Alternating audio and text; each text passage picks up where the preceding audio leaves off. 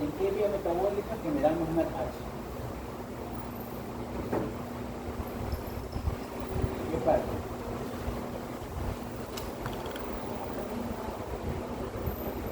En la cadena transportadora electrónica generamos NADH, NADH.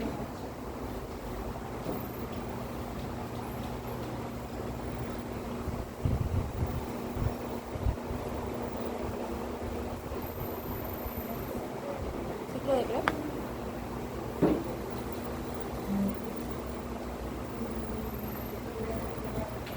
Nicole, ¿en qué vía metabólica generamos NADH?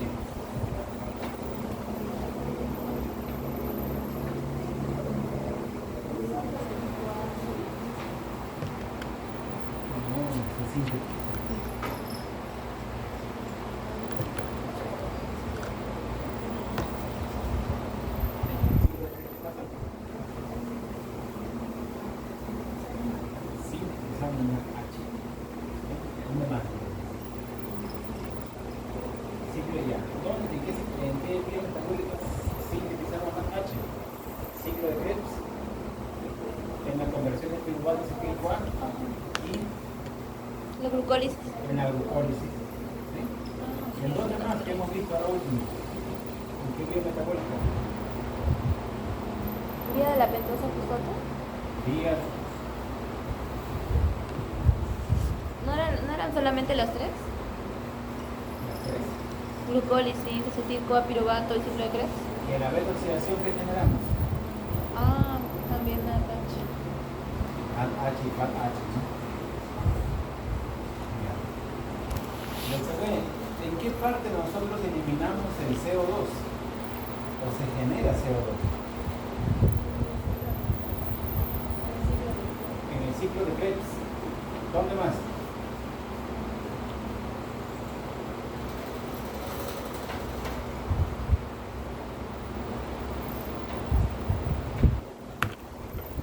¿Dónde más eliminamos CO2?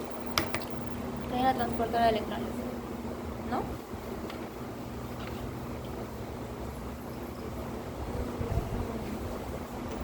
Ah, piruvato, acetil-CoA. El piruvato a acetil-CoA. Fosforilación oxidativa es la cadena de Del transporte piruvato a electrónico. acetil-CoA, ¿cuántos carbonos eliminamos? ¿O cuántos CO2 eliminamos? ¿No? Uno. En el ciclo de Krebs, dos, tres, ¿no? Pero ¿cuántos? Esos tres provienen del piruvato, ¿no? Pero ¿cuántos piruvatos generamos en la oxidación con la glucosa? Dos piruvatos. Por lo tanto, ¿cuántos CO2 generamos o eliminamos con la completa oxidación de una molécula de glucosa? 6, ¿no? Son 6. Y ahí se van los carbonos. Esa glucosa, ¿la glucosa cuántos carbonos tiene? 6. 6. Y cuando se oxida completamente o se degrada completamente, se degrada hasta obtener CO2. Ese es su desecho, CO2. ¿Ok?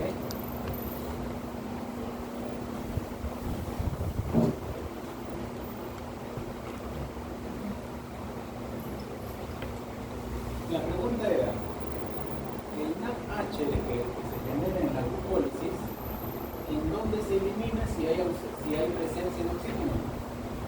Cadena transportadora. En la cadena transportadora de electrones. Acá. Aquí se va a utilizar este NADH. Y si no hay oxígeno, Fermentación. en la fermentación molar. ¿Sí?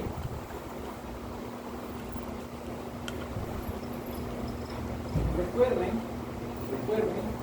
que el ciclo de Krebs sintetiza y la fosforilación oxidativa la utiliza. Cuando la utiliza, va a generar NAD. ¿Y este NAD quién lo utiliza? Ciclo de Krebs. ¿Sí? ¿Qué pasa? ¿Cuál sería la regulación? Cuando el oxígeno está faltando en la célula, o sea, no hay oxígeno disuelta en la célula. ¿Cómo se inhibe la fosforilación oxidativa? ¿Qué pasaba cuando el oxígeno estaba faltando? ¿Cómo se inhibía la cadena transportadora de electrones?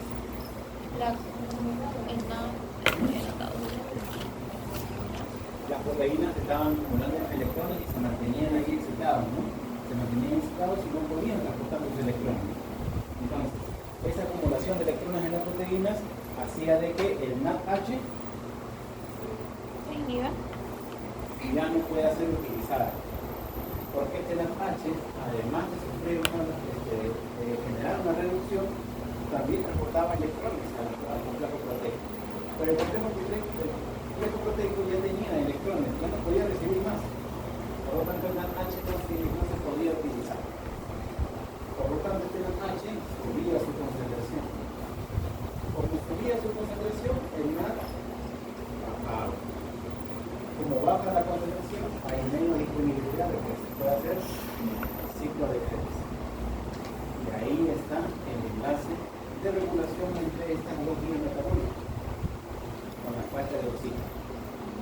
¿Qué pasa si la célula tiene mucho ATP? ¿Qué pasa con la célula si tiene mucho ATP? ¿Cómo se impide?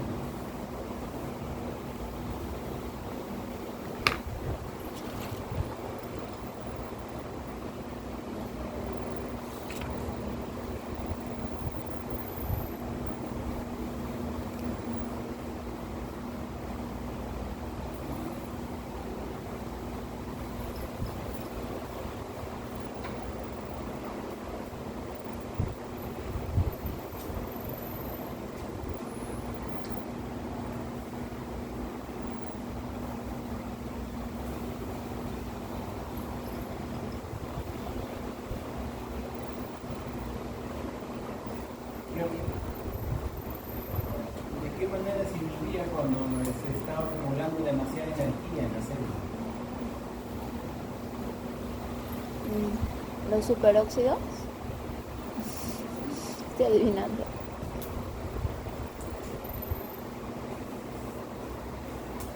¿Cómo era la inhibición cuando había exceso de ATP?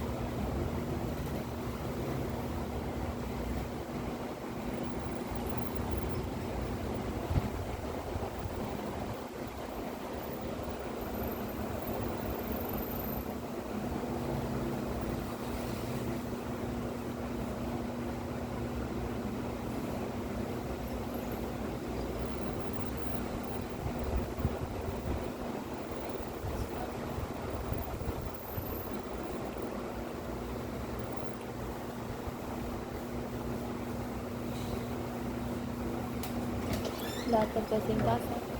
Es el que hace. Ay, el ADP. Mi cerebro.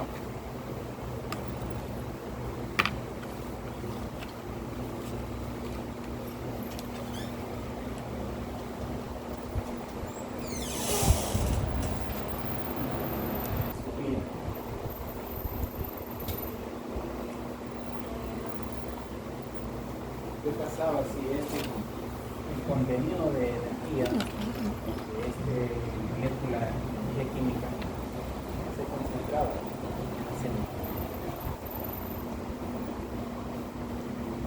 ¿Cómo hacía de que todo esto pare, no? Oye, ya tranquilo, no produzcas más ATP, ya tenemos mucho. ¿Cómo se regulaba eso?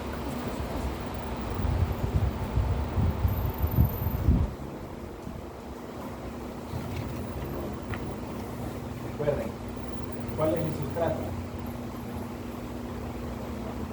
¿Cuál es el producto? ¿Sí?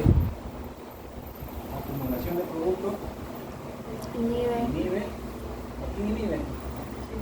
Al enzima. ¿Pero qué tipo de enzima? A las alostérica. ¿Dónde hay enzimas alostéricas? Aquí hay dos, ¿cierto? Aquí hay una. Y acá. Tres. 3. ¿Sí? Pero la acción inicial de la inhibición de la producción de ATP se da primero en estos dos. ¿Por qué?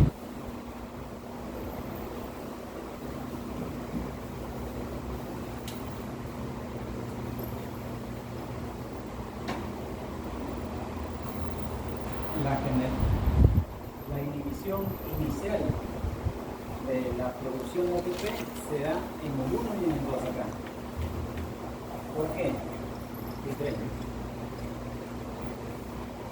¿Por qué se da aquí principalmente? Porque está dentro de la mitocondria. La producción de acetil-CoA, ciclo de Krebs, agentes portadores de fibras, se da en la matriz mitocondrial. Por lo tanto, la acumulación se da en la matriz mitocondrial. ¿Y quién está cerca? Las enzimas que están encargadas de transformar piruvato acetil-CoA y el ciclo de Krebs. Entonces, ahí va principalmente la inhibición. Esto para, esto también va a parar. Si el ciclo de Krebs para, la cadena transportadora de electrones también va a parar. Consecuentemente, la alta acumulación de ATP va a hacer de que la glucosa ya no se transforme en piruvato. ¿Sí? Esto de acá puede transformar. Se genera piruvato y este piruvato ya no se va a ir para acá porque este ya está inhibido, sino que se queda en ese plano que puede generar otro tipo de compuestos. O si hay demasiada energía, este piruvato se transforma ahí. Se puede transformar en acetil-CoA, pero este acetil-CoA se va a generar ¿qué cosa? Grasa. ¿Sí? ¿Cómo va esto? Por ahí se da la inhibición cuando hay un exceso de energía en el cerebro.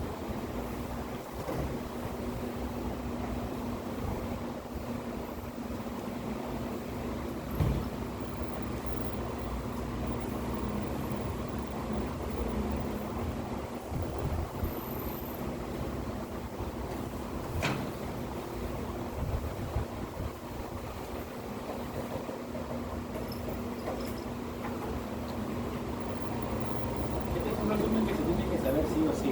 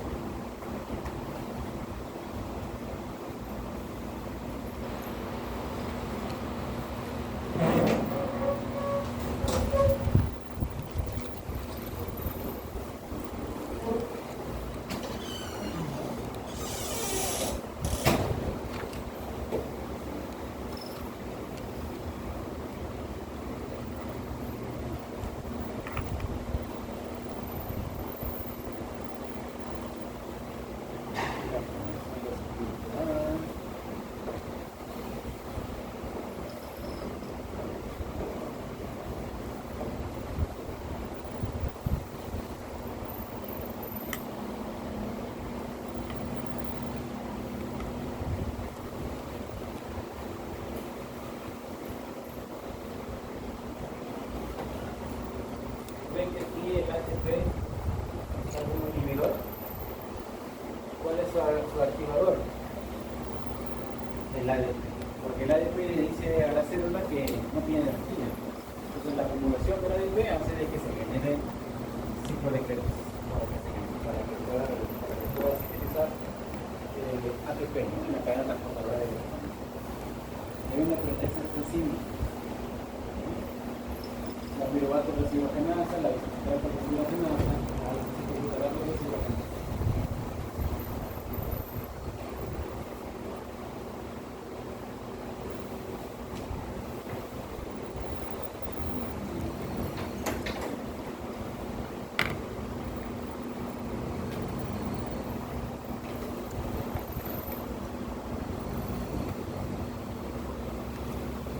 ¿Cuántos más H generamos por la completa oxidación de hidrogenasa?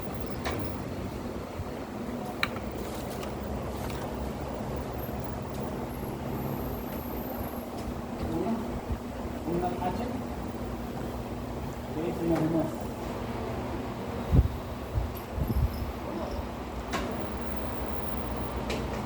Uno de los dos.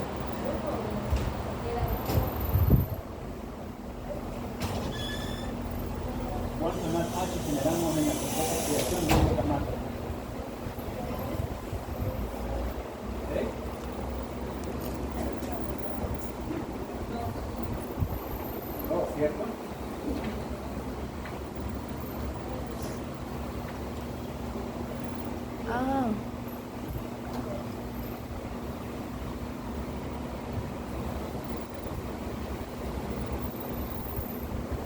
¿El glutamato en qué se va a convertir cuando se desamina o se transamina? Glutarato, ¿cierto?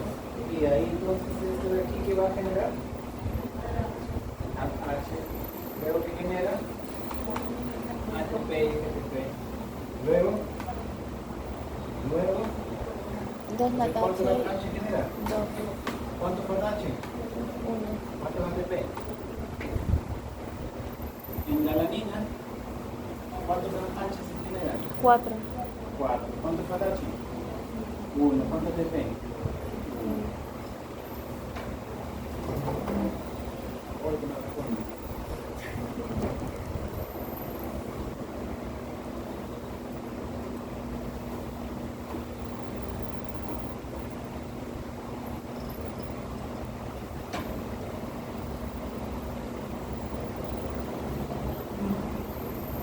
Día de la pentosa.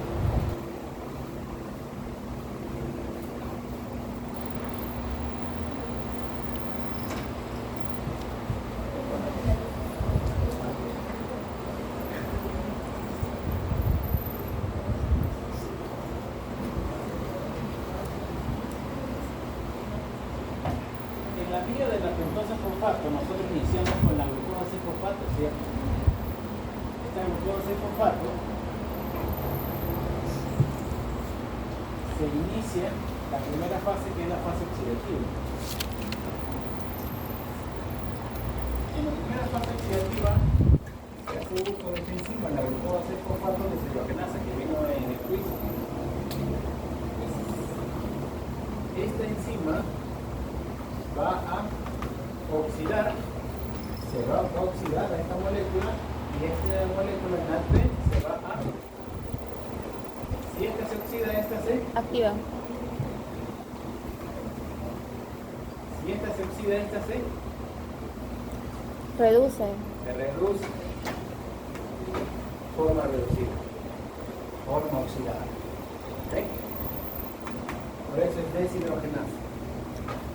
¿Este NADPH para qué sirve? ¿El NADPH qué es? Es una molécula con qué tipo de actividad. ¿Ah? ¿Qué tipo de actividad es el NADPH? NADPH, ¿verdad? NADPH también. ¿Qué función cumple?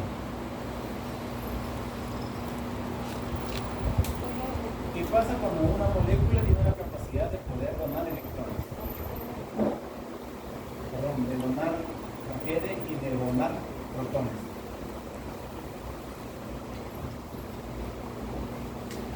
Reduce. Reducción. Reducida. Este es un potente agente reductor. ¿De acuerdo? Es un potente agente reductor. ¿A quién va reducido? Al Glutatión reducido. Pero si ya está reducido, entonces ¿cómo va a reducir más? Ah, Este NADPH va a reducir al glutatión oxidado. Y este glutatión oxidado se va a reducir, te va a transformar en Glutatión reducido. Ahí, Este glutatión reducido, al igual que el NADPH, tiene la capacidad de reducir también. ¿Ve? Esta capacidad reductora la va a utilizar esta enzima. glutatión peroxidasa. Glutatión peroxidasa. ¿Para qué? Para poder reducir a quién? Al agua oxigenada, más conocido como peróxido Óxido de hidrógeno. de hidrógeno. Lo reduce y lo convierte en agua. ¿Sí? ¿Y por qué se genera este peróxido de hidrógeno en la célula? Por los superóxidos. Por los superóxidos. Los superóxidos son sí, ¿no? ¿Y esto se convierte en esto? Sí. ¿Sí? ¿Por qué es tipo de enzima? Superóxido dismutasa. Peróxido dismutasa, ¿no? Es una proteína, es una enzima muy importante en nuestra célula. ¿Ok? Lo convierte acá y este peróxido es que está abundando en la célula y encargado de reducir esto es toda esta cascada de reducciones. reduce y se reduce. ¿Okay? En el eritrocito, o en los glóbulos rojos, ¿por qué se genera tanta cantidad de superóxido? Por el alto contenido de hierro. Alto contenido de hierro, ¿no? ¿El hierro qué sigue? ¿Por qué? Tenía glóbulos rojos que se encargaban del transporte de oxígeno. Ya. O sea, la interacción del hierro con el oxígeno y en las cuantas cosas que generaban Óxido. óxido.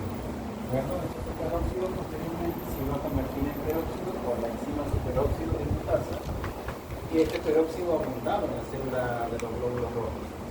Por lo tanto, la célula del glóbulo rojo tiene que tener esta enzima muy bien activada para que produzca glutato peróxido y genere la reducción del peróxido de hidrógeno.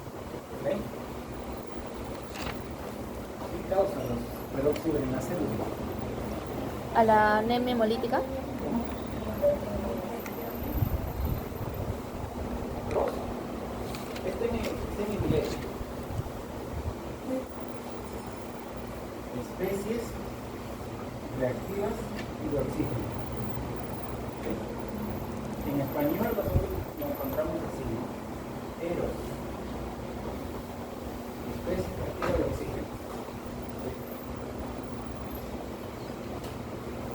En inglés, pero no está en inglés. Causa anemia hemolítica, ya, pero ¿por qué causa anemia hemolítica? Los superóxidos. Por los oxidantes. ¿Por qué?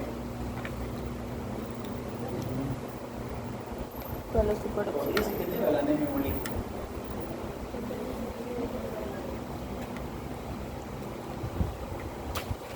Por la gran cantidad de superóxidos.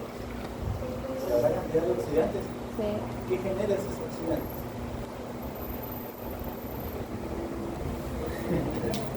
¿Cómo? Rompen los tejidos, los glóbulos rojos. ¿Cómo los rompen? Dice. ¿Con hemólisis? Ya, pero es lo mismo, ¿no? Romper el glóbulo rojo se llama el proceso de que se rompen los glóbulos rojos, se llama hemólisis. ¿Pero por qué causaba hemólisis? Porque, ¿qué? Porque no se oxida en H.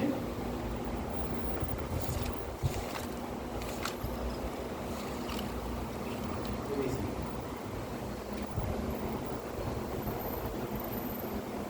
¿Por qué causa hemólisis? Porque oxida las células. ¿Ah? Porque oxida las células. Porque sí, así son las células. Oxida las células. Porque oxida la célula. ¿Qué tipo de compuestos se oxidan?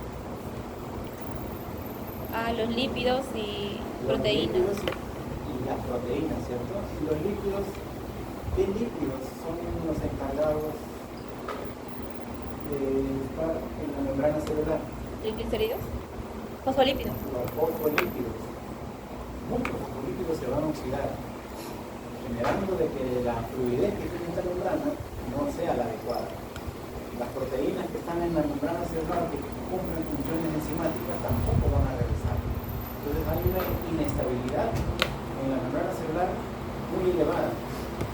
Por lo tanto, como estas células están en constante flujo, hay un alto flujo en las arterias, en las venas, hace de que esas células no aguanten esa fricción, esa presión, generando la Anemia hemolítica. hemólisis. ¿Ok?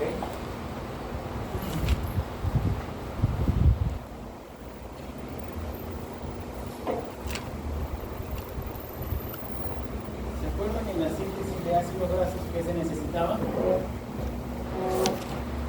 En la síntesis de ácidos grasos que se necesita para poder alargar la cadena de ácido graso. ¿Qué se requiere?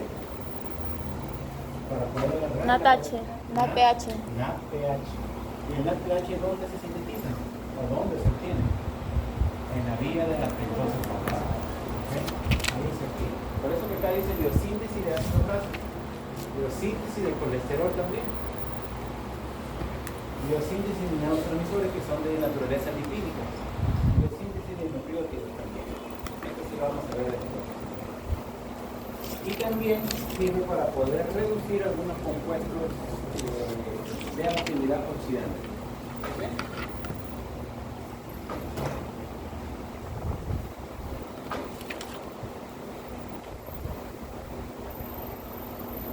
En la fase oxidativa, ¿qué sintetizamos? NADPH. Y en la segunda fase, ¿qué obtenemos? Nucleótidos, ribos. Azúcares desde 3 hasta 7 carbonos. ¿Sí? Desde 6 hasta 7 carbonos. ¿Cuál de estos azúcares es importante para generar nucleótidos? La ribosa 6-fosfato. La ribosa 6-fosfato. ¿Sí? ¿Existe ribosa 6-fosfato? 5-fosfato. Es correcto.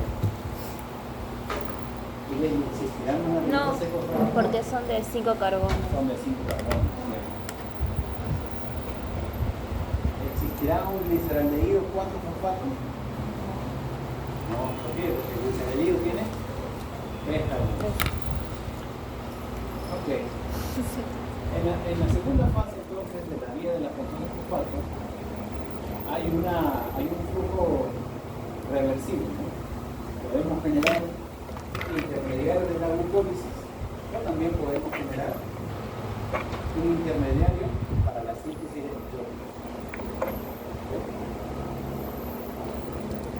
La primera fase de la fase oxidativa es irreversible, o sea, si transformamos glucosa, ribolosa, ciclofosfato, ya no podemos volver a glucosa. Es irreversible.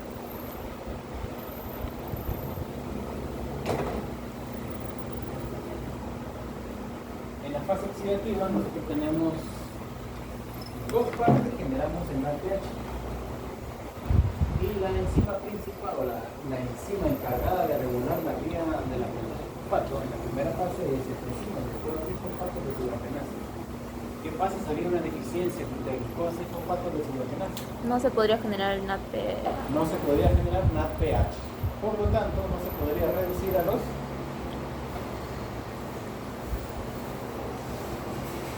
superóxidos. superóxidos o a los peróxidos de hidrógeno.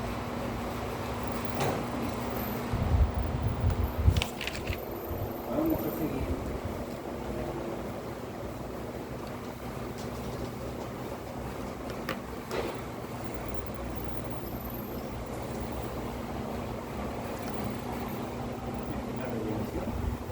La regulación obviamente es cuando existe mucho producto, que es el NADPH, producto inhibe a enzima alostérica.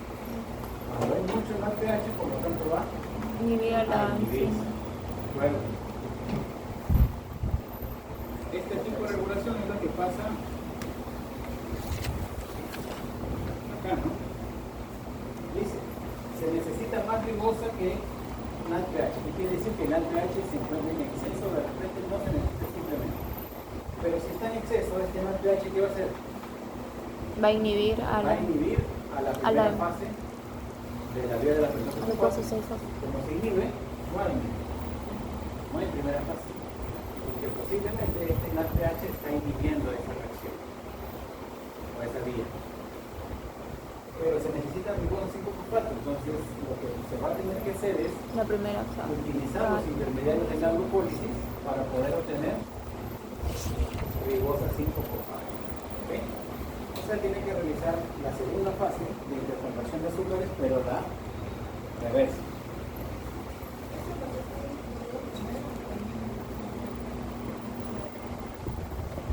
¿Cómo?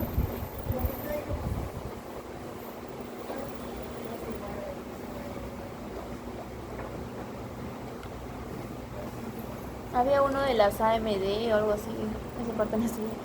Pero había un cuadro que era similar como a la vía del ¿En este modelo? El modelo. Ah, sí. Aquí, acá es la segunda fase de interconversión de azúcares. Pero la reversa.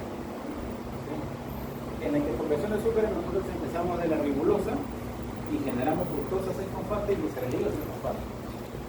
En este caso empezamos de abajo hacia arriba para generar ribosa 5-fosfato. ¿Sí? Hacemos la reversa. Si bien tú dices, se necesita ribosa 5-fosfato, se necesitan los dos.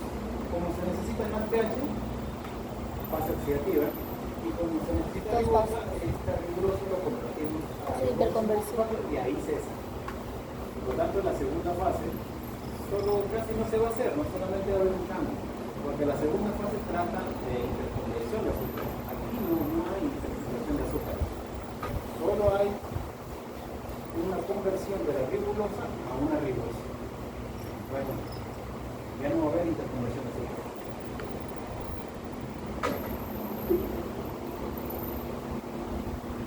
Modelo número 3. Se necesita más NADPH que ribosa 5-fosfato. El ribosa 5-fosfato por lo tanto no se quiere NADPH. Obviamente, primera fase oxidativa, generamos NADPH, esta ribosa 5-fosfato se va a convertir en ribosa, pero dice que no se quiere la ribosa. Por lo tanto, la ribosa va a tener que ser utilizada para la interconversión de azúcares, generando finalmente fructosa y gliceraldehído fosfato. ¿Sí? En este caso, entonces, ahí está funcionando toda la vía de la fructosa fosfato. En la anterior, solo la primera y la segunda. Modelo número 4. Se necesita NADPH y ATP. Como se necesita ATP, los intermediarios de la glucólisis, la fructosa 5-fosfato y el gliceraldehído 3-fosfato, que han sido sintetizados a partir de la vía de la fructosa 5-fosfato, van a ser utilizados para generar ATP, o sea, van a completar lo que es la glucólisis. En el modelo anterior se hizo todo, se generó gliceraldehído y fructosa fosfato, pero como se necesitaba gran cantidad de NADH, estos dos compuestos no se van a hacer glucólisis, no se van a hacer gluconeogénesis para poder obtener más cantidad de glucosa fosfato y generar nuevamente NADPH. ¿Okay? ¿Sí?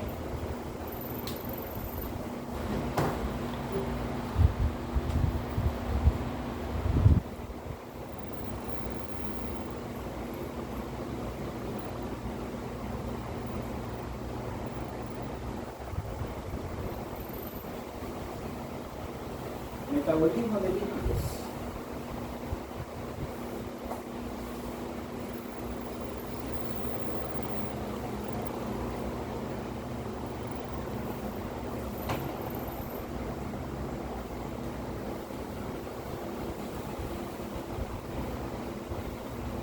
Bueno, nosotros queremos hacer la redoxidación. ¿Qué tipo de reacciones están incluidas ahí, Yasmin?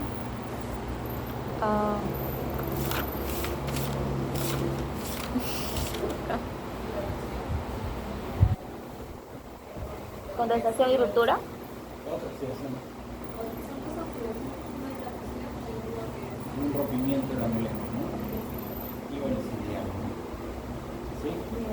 Y en el momento, y en la síntesis de ácido graso, ¿cuáles son las reacciones?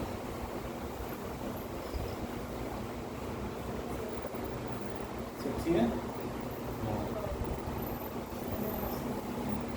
Cuando una molécula de malonitro se tiene que integrar, ¿cierto? O sea, va a haber la unión de dos compuestos, malonit con un ácido, se unen. ¿Cómo se llama eso? Se condensa, se unen las dos moléculas, se liberan CO2. Luego esa molécula, ¿qué reacciones debe de sufrir para poder alargar esa cadena?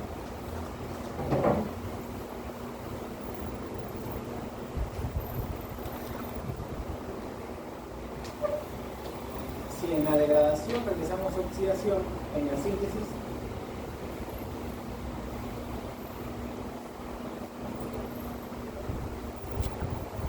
¿cuál es lo contrario a oxidación?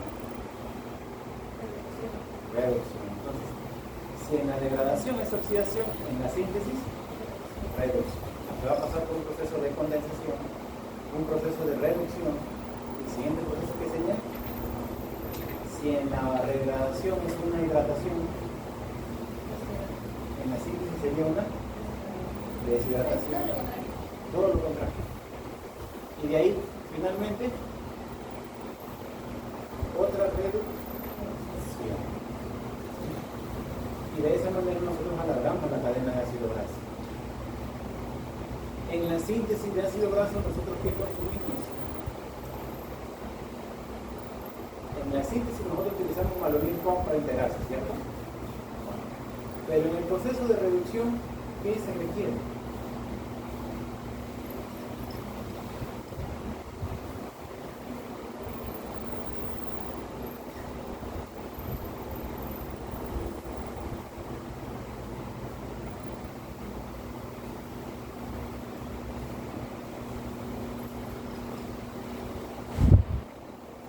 ¿Cuál es el agente con actividad reductora? Lo vimos hace poquito. NADPH. El NADPH. El NADPH se utiliza en la síntesis de ácido graso. ¿Sí? Porque en la síntesis de ácido graso se da un proceso de reducción. Entonces, ¿de qué moléculas aprovechan? Del NADPH. Este NADPH tiene actividad reductora, entonces lo utilizan y reducen la molécula. Esa molécula hace que sufra la otra una reducción. Luego se va a deshidratar, obviamente se va a quitar una molécula de agua y de ahí de nuevo otra reducción. Otra molécula de NADPH y reducción. En la degradación de los ácidos grasos, ¿qué utilizamos? ¿Qué sintetizamos en la degradación de los ácidos grasos? En la degradación nosotros utilizamos acetil-CoA, pero consecuentemente, ¿qué más obtenemos? NADHI, FATH. ¿Se dan cuenta que en uno, para poder reducir, utilizan NADPH y en otro, para poder oxidar, sintetizan NADH? Son una molécula distinta, no es lo contrario, totalmente lo contrario. Uno es NADPH y el otro es NADH. ¿Sí? ¿Cómo se llama la enzima encargada de poder transformar acetil-CoA a malonil-CoA?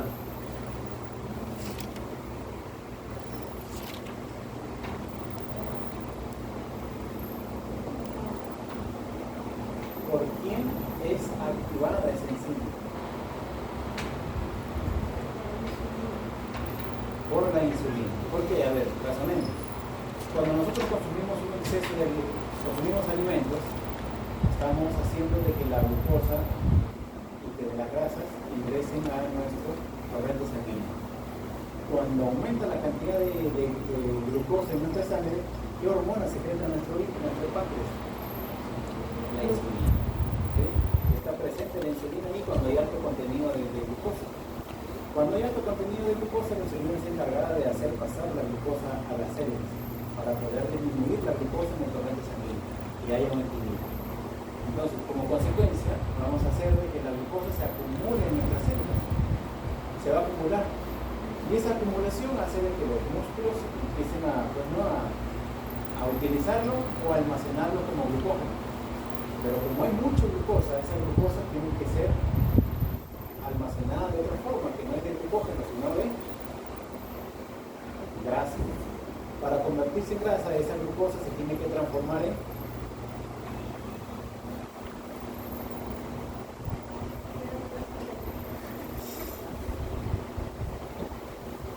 ¿estamos perdidos? Cuando nosotros tenemos un exceso de glucosa en nuestros músculos, en nuestras células, las células lo que van a tener que hacer es guardarlo, ¿cierto? Lo guardo primero como glucógeno. Y después, si todavía hay demasiada glucosa, ¿cómo que lo guardan? ¿Cómo? Ya, pero inicialmente ácido graso, ¿sí? Para convertirlo en ácido graso, esa glucosa, ¿qué tiene que hacer? ¿Qué se tiene que hacer a esa glucosa para transformarse a ácido graso?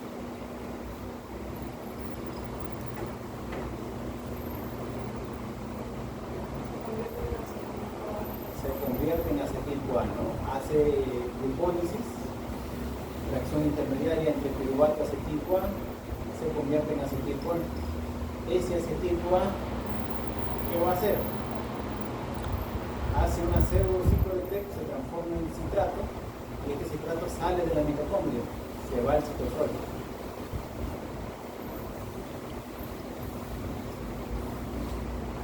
Ay, mi cerebro. Sí, Fue el último tema.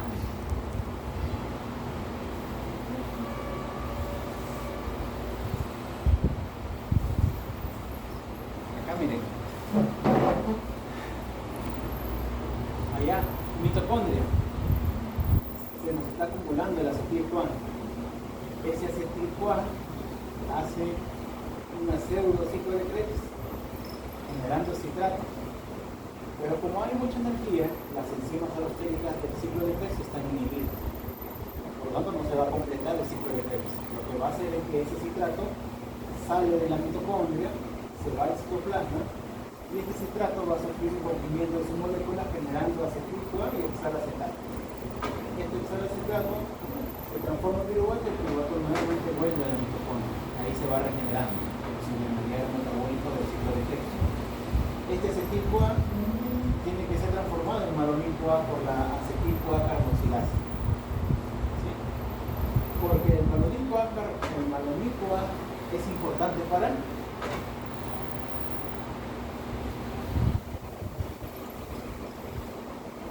¿para qué es importante el malonil-CoA?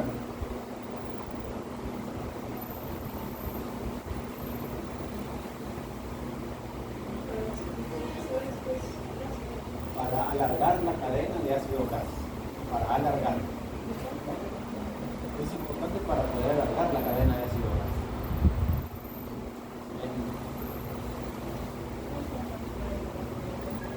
¿Cómo?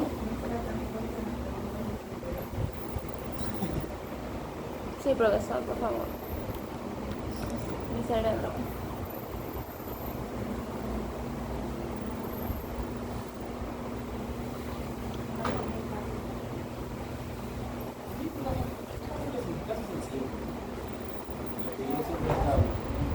El caso de que está hablando ahorita es cuando la persona está consumiendo mucha glucosa, ¿no? Ese es el caso. Este malonil-CoA es importante para poder integrarse y alargar la cadena de ácido graso. ¿Sí? Entonces, cuando nosotros consumimos mucha glucosa, ¿qué hormona secretamos? Insulina, ¿cierto? Y esa insulina está presente ahí. Esa insulina está encargada de poder activar vías metabólicas para poder almacenar esa glucosa. La insulina no solo hace de que la glucosa pase del torrente sanguíneo a la célula, sino que también hace de que se almacene correctamente. Esa glucosa, como se encuentra en exceso y el glucógeno ya está saturado, lo tiene que transformar en ácido graso. Para eso tiene que inducir a la acetil-CoA carboxilasa para transformar acetil-CoA a malonil-CoA. ¿Sí?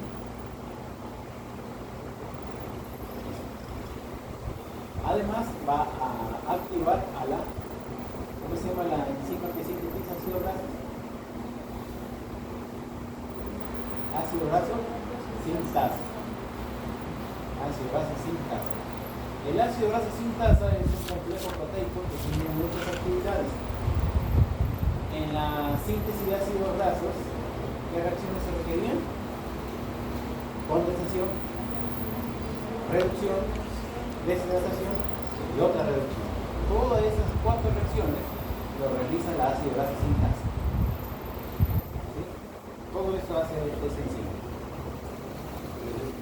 Es una enzima muy compleja. Listo, ahí es cuando estamos subiendo de peso. Ahora, ¿qué pasa cuando vamos a bajar de peso? Ya expliqué un caso, subiendo de peso, bajando de peso.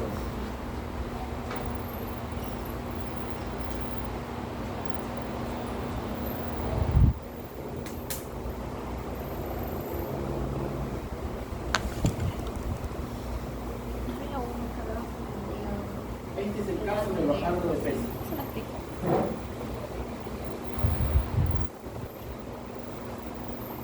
Bajando de peso, ¿qué hormonas secretamos? Tendríamos que secretar. Glucagón y Adrenalina. Adrenalina. ¿Listo? ¿Eso que enzimas van a activar? A la lipasa sensible a las hormonas. Sensible a hormonas. Va a activar, generando que el triglicérido que se encuentra almacenado en los adipocitos se degraden a ácido graso. Estos ácidos grasos se van al torrente sanguíneo y se dirigen hacia las células que están quemando, que necesitan energía. ¿Quién necesita energía? El músculo, porque estamos en ejercicio para el peso.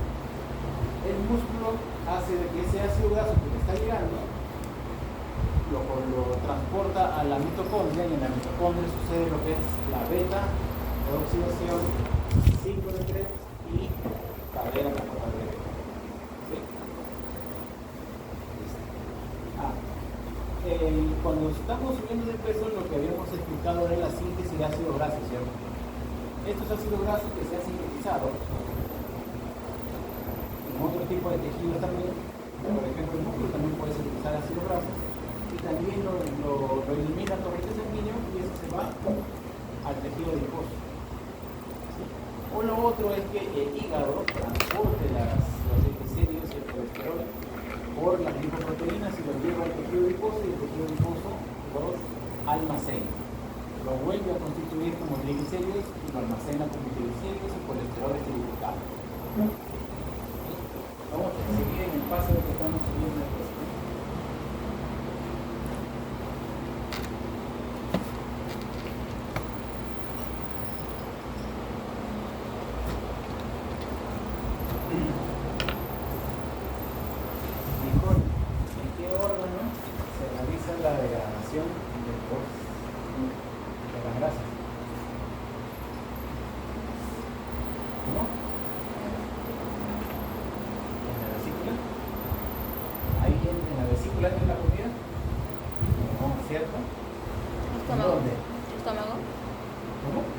Estómago. En el estómago, en el intestino delgado. En el intestino delgado, ¿qué se van a secretar?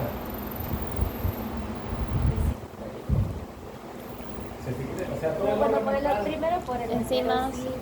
La bilis, dirías, ¿no? Se va a secretar la bilis y el jugo pancreático que contiene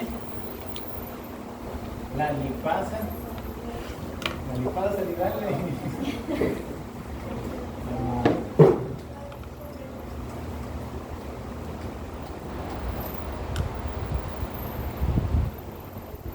El páncreas, ¿qué lipasa va a secretar? ¿Cómo se llama esa lipasa? La lipasa pancreática. ¿Sí? La lipasa pancreática. ¿Qué función tiene la bilis en la degradación de los ácidos de los lípidos? ¿Qué función tiene esa? Esa es la vesícula biliar, y la vesícula biliar almacena bilis y se secreta una vez que el alimento se encuentra en el intestino delgado.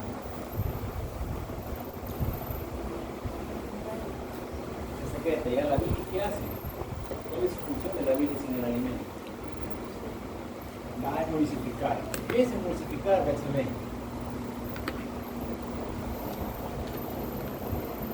Degradar el líquido. Emulsificar es encapsular.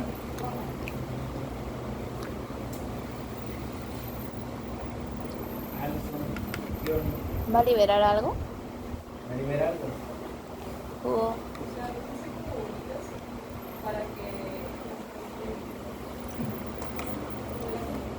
Es la generación de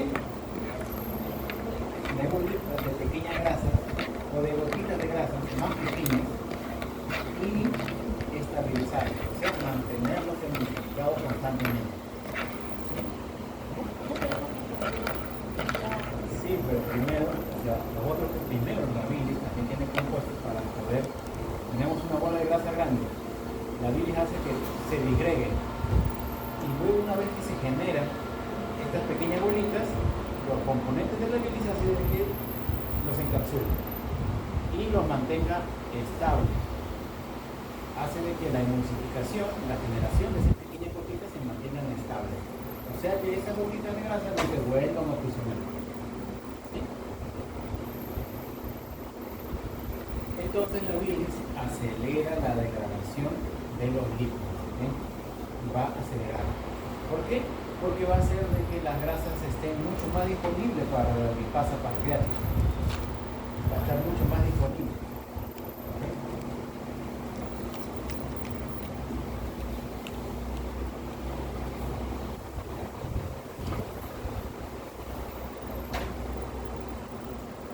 ¿Cuáles son el producto de la reacción enzimática de la lipasa pancreática?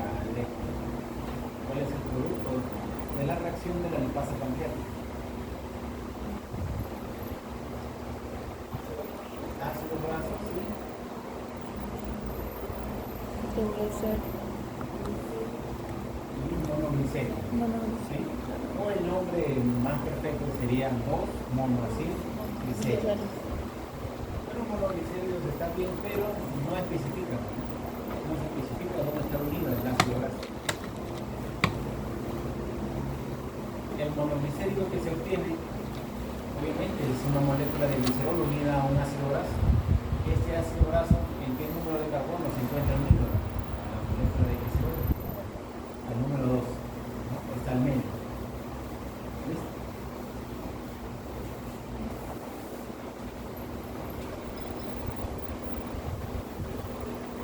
Entonces, recordemos, aquí está el producto de la lipasa pancreática, generar ácidos grasos libres y monoglicéridos, ¿de acuerdo? En adición, no solo nosotros consumimos triglicéridos, sino también consumimos colesterol. Ese colesterol presente acá en el intestino está unido a un ácido graso, que se llama colesterol esterificado. Para que el colesterol sea absorbido por el enterocito, necesita que ese colesterol unido al ácido graso se corte, o sea, se libere el ácido graso del colesterol. Se llama colesterol esterasa. Una vez que el colesterol esté libre, ingresa. El ácido graso libre también ingresa. Entonces, cuando se genera el kilomicrón, este kilomicrón, ¿dónde se genera el kilomicrón? Ya en el intestino delgado, en el enterocito. ¿En qué parte de la célula creen que se sintetiza el kilomicrón?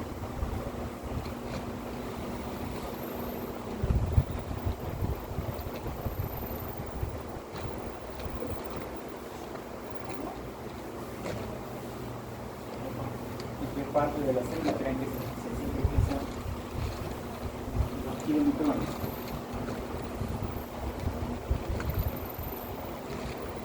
Va a pasar por un proceso de síntesis primero, de agrupación en el reticulum plasmático y luego el aparato de Golgi lo va a generar, finalmente va a generar el kilomicrón. Pero está bien ya.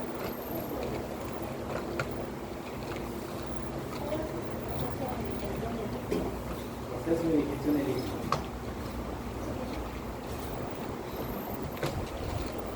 Claro, yo estoy haciendo un repaso, no es porque estoy acumulando mis cosas. Estoy haciendo un repaso porque es bien.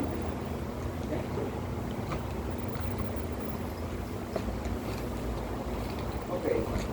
El kilomicrón entonces se origina en el enterocito, en las células de intestino delgado. Va a ser liberado al corriente sanguíneo. Y en el corriente sanguíneo, ¿qué pasa con el kilomicrón? ¿Se acuerdan? Es chiquito, ¿no? ¿Por qué? Porque interactúa con quién.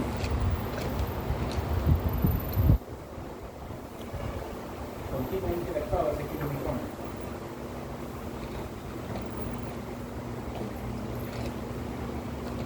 ¿Con el hierro? ¿Con el hierro? ¿Con los ácidos grasos?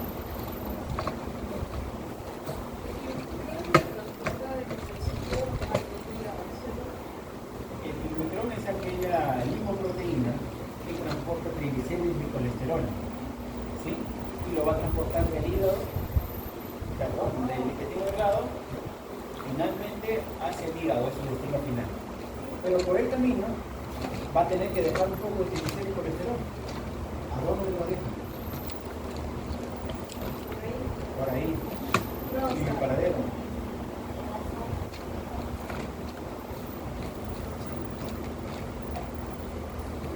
En el músculo.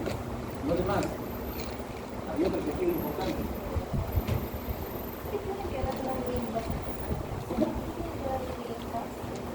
El sistema linfático. Es que lo primero que tiene conexión las células es en el sistema linfático. En el sistema linfático hay una gran proceso de regulación, porque no podemos saber, pero el sistema linfático está unido a la torrente sanguínea. El kilómetro para el sistema linfático y luego a la torrente sanguínea.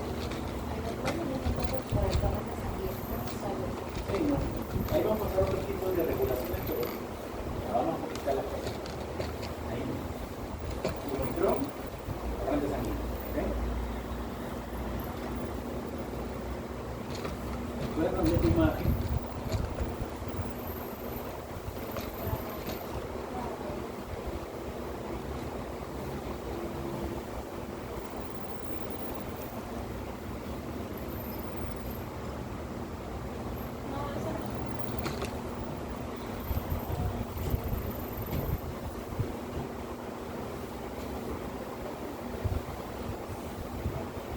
¿Recuerdan esa imagen? Sí, ¿Estabas en clase? no me acuerdo. Sí, dice. Pero sí me acuerdo de esa imagen. ¿Quién está grabando?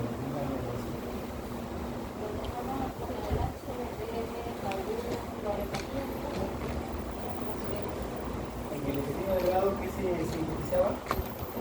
Este kilómetro iba a pasar torrente sanguíneo. ¿Con quién iban a interactuar? Ah, Con el músculo y el tejido adiposo. O sea, él iba a dejar ahí los triglicéridos, el colesterol, estos dos tejidos. ¿Sí? Y finalmente iba a llegar al hígado. ¿Ok? Iba a llegar al hígado. Como estaba interactuando con estos dos tejidos, estos kilómetros ya no iban a tener la misma carga de grasa, sino iba a disminuir su tamaño, entonces se le llamaba kilómetro remanente. ¿Ok? Estos kilómetrones ingresan a la célula muscular, ingresan al tejido adiposo.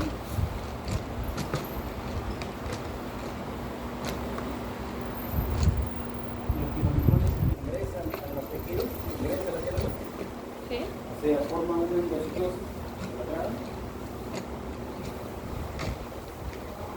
o solo interactúa así como los tejidos de Jehová, los orígenes.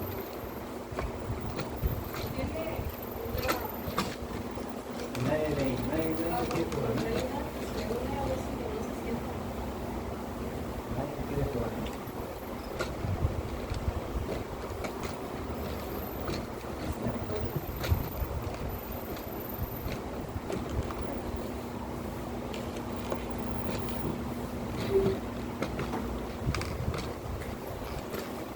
Cuando el kilometrón pasa el torrente sanguíneo, y por acá de repente están las células musculares, digamos, o los adipocitos, estos kilomicrones van a interactuar con estas células. ¿Ok? Pero no ingresan, no se endocitan, sino de afuera. ¿Qué proteínas hacía que permitía la interacción del kilomicrón con las células? Las apolipoproteínas. Esas proteínas permitían la interacción de la célula con los kilomicrones. Como van a interactuar, van a generar un tipo de enlace, se van a adherir a esos tejidos momentáneamente. Y acá, anclada a la membrana celular, estaba una enzima, cáncer positiva.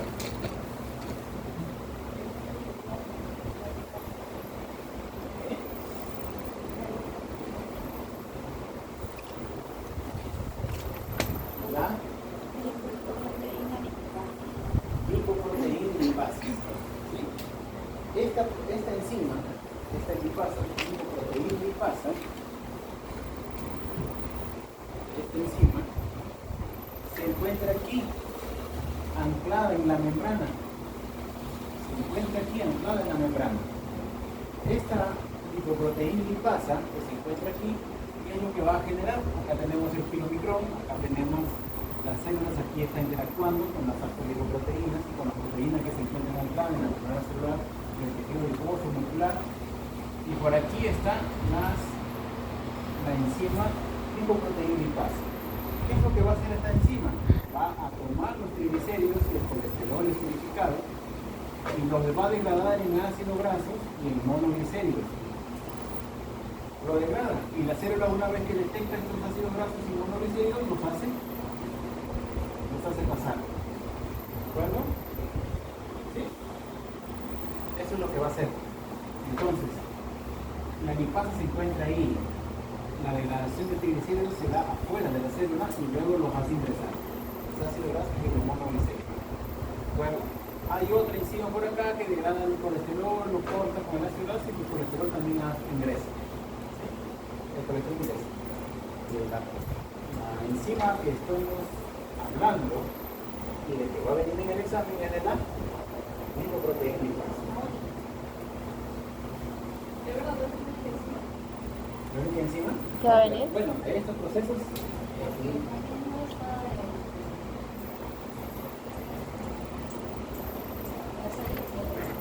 ¿sale lineales son enzimas?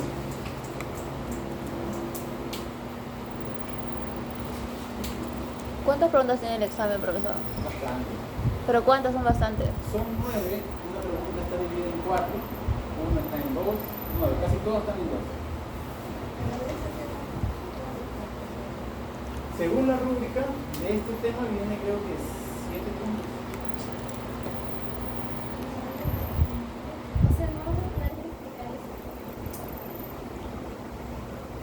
Mire el examen, profesor. Ya mira, puedo quedar hasta aquí viene. Esta parte yo le he explicado, usted tiene que saber que es muy importante en su exploración. Ustedes son de área de salud, tienen que saber esto obligado. Yo respondo en el examen. Sí, pero para Pero este es que para examen, yo ¿no? ver que han aprendido, yo tendría que preguntarle esto. Si yo sé si le pregunto esto, ya no, además me puede reclamar porque por eso después no está en el positivo, me dice. Ah, Así hay algunos reclamos estamos salvados. que quieren salvarse como sea, ¿no? Y reclaman. No, pero eso sí se tiene que saber, eso sí. A pesar de que esto es muy importante para su carrera. Igual más adelante vamos a tener que saber eso. De hecho, que más adelante van a tener que llevar esto. Igual no pregunten. El bueno. El HDL es bueno. Y el VLDL y el LDL son los malos, ¿no? Entre talento, o entre comillas. Allá. Los kilomicrones van a interactuar con otros tejidos. La lipoproteína lipasa va a generar la degradación de los triglicéridos fuera de la célula y luego donde están en modo de ácido graso y monóxido recién los hacen pasar.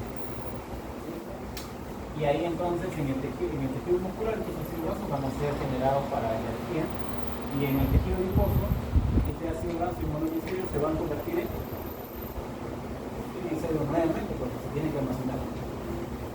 ¿Ok? ¿Sí?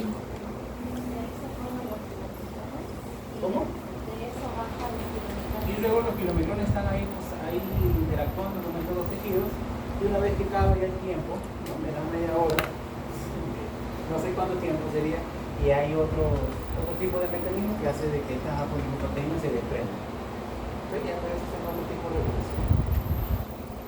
Los kilomicrones entonces van a seguir su camino en su dirección finales y en el hígado sí lo va a endositar, se lo come completamente, lo hace pasar y lo va a desensamblar, se va a quitar todo lo que tenga. Ok. Un tercio que Nicole, tranquila, si se puede. Esto primero, luego esto. Entre lo mismo. La retroxidación ya la hemos hecho, la síntesis también ya la hemos hecho.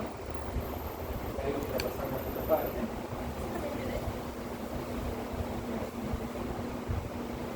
¿No viene? Qué extraño. Listo.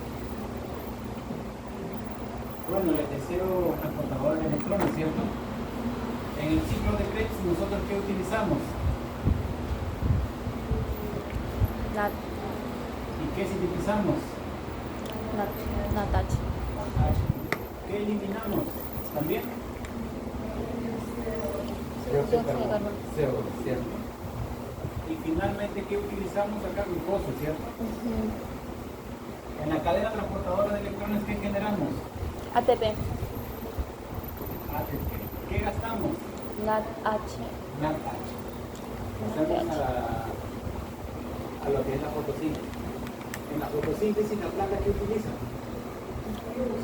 ¿Ah? Luz, ¿no? Las plantas tienen un mecanismo, primero es la cadena transportadora de electrones para ellos, que es la fotosíntesis, que es la fase lumínica. En la fase lumínica ellos utilizan la luz y inmediatamente la van a convertir en ATP. Van a producir NADH. Este NADH es utilizado en el ciclo de Calvin para la fotosíntesis. En el ciclo de Calvin, Ciclo de Calvin. el ciclo de Calvin bota CO2, ¿cierto? Sí. En el ciclo de Calvin utiliza CO2. El ciclo de Calvin utiliza CO2. En la fase lumínica elimina oxígeno. Y en el ciclo de Calvin consume CO2 y CO2. potasio.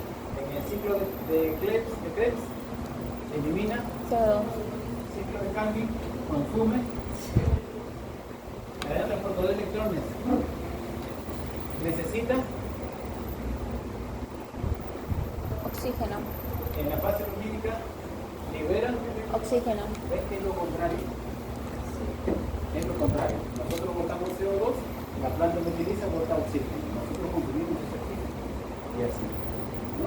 Hay una sinergia. Yo le estoy dando una respuesta a la pregunta. Yo le estoy dando una respuesta a la pregunta. ¿Sí? ¿De una pregunta de examen? Le estoy dando una pregunta. Ok. Vale un punto. ¿Sí? ¿Ya apuntaron? Diga el número de la pregunta. En el ciclo de Calvin consume. En el ciclo de Krebs, Expulsa CO2. en la cadena transportadora de electrones consume. Oxígeno. En la fase lumínica. Expulsa oxígeno. Listo. ¿Sí? ¿Qué preguntas, profesor? Ya tienen CO2.